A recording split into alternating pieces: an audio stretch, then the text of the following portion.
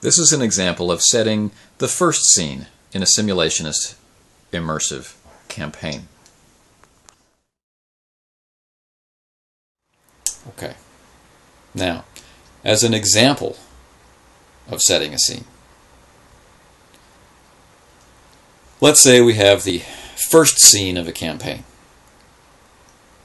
So this is the first scene in a game where you've decided to take on simulationist immersive gameplay. So for the first scene of a campaign, for those of you who followed the link to check out my archive of my 4th edition MechWarrior campaign, a Time of War campaign, you already know that the campaign began in media res, with a student assembly being held to watch broadcasts of an invasion force landing to annex the planet. And that assembly was interrupted by the character spotting a bomb. This scene is where all the timelines and interactions of the story begin for real. Prior to this scene's commencement, everything was purely narrative, and we were just deciding what would be interesting or good for a starting point. From this point forward, the game shifted into simulation. Everything was set in motion and allowed to drive itself. A common conception is that simulation must account for everything. What actually must be accounted for and focused on is what you and your group are interested in and have time for. So in this case, I knew I was dealing with the glacially slow pace of PBE and 3 time zones. So I opted to put the characters in a scene where all the truly important threads of information that their characters could realistically find out on that particular day could be uncovered in as few images and words as possible, while helping the players demonstrate and explore the core concepts of their characters' personalities right out of the gate. Okay. So this scene introduced them to their coworkers, introduced the approach the invader was going to take, planted seeds of information about the tactics the invader was using that might be useful to them later, stated clearly that there was a spy or agent in the academy who had acted with deadly finality, and showed the players that as leaders of their world were capitulating to the enemy, only holdouts, like they themselves in the school that they were in, where they were teaching mech combat, only they could be counted on to mount a resistance. So in the short term, it gave them the opportunity to focus on saving the students from the bomb, tracking the agent that planted the bomb, a little bit of both of those, or just saving themselves. There was no judgment on what they did, there was no expectation for what they would do, and there was no requirement for them to do anything. They could literally choose to stand there and be blown apart by the bomb, if that's what they felt their character would actually do. There was no story. There were agendas. The bomber had an agenda. The students had an agenda. The dean of the school had an agenda. Each character had an agenda. The invader certainly had an agenda. What were the characters going to do about it? Now it was time to discover. Being the opening scene, this was quite detailed, and it was used to set the tone and the style of the game. It was also the scene with the smallest number of things going on in the background. Everything else was a progression from here.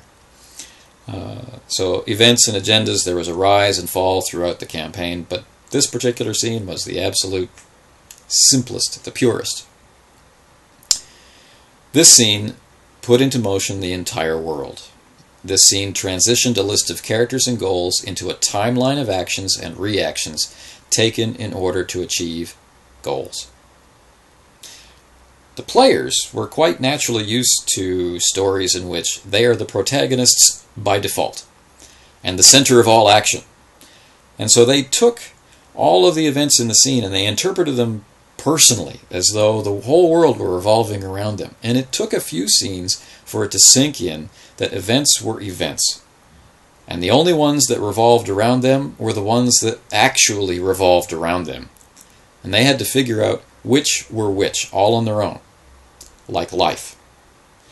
Rather than harnessing their ability to plot or follow fiction, The skills needed to survive in this kind of game are more closely intertwined with the skills one uses to interpret the events in real life. Now, the campaign at this point required me as the GM to be constantly filling in new areas of the mental map the players were building of their world, and its connections, society, weather, fashion, people, and so on.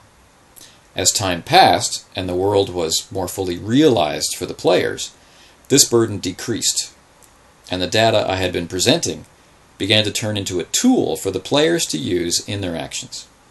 After a few major scenes, and the first major fact-finding mission conducted by the players, the balance shifted to the players driving the main threads of the action, innovating new action and racing against the villains they had chosen to oppose, rather than just reacting to what villains were doing. I was pretty happy. To establish a scene and find a true voice in that scene, I find it's helpful to identify where the goals of the players as players and the goals of the characters as people run in parallel.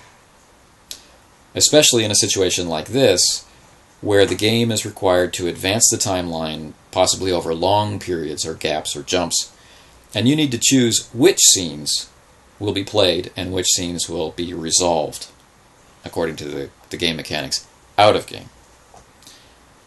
It's essential, really, to keep those parallels in mind.